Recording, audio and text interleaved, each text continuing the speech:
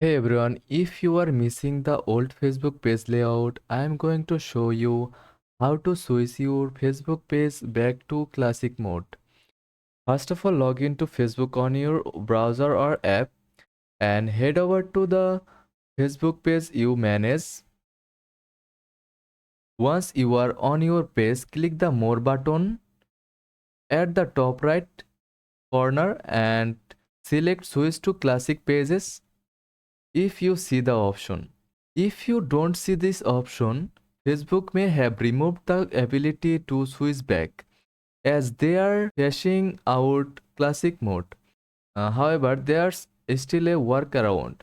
Then click here, then click Helps and Support, then click Help Center. From there, submit feedbacks requesting the switch back to classic pages and keep an eye on updates from Facebook.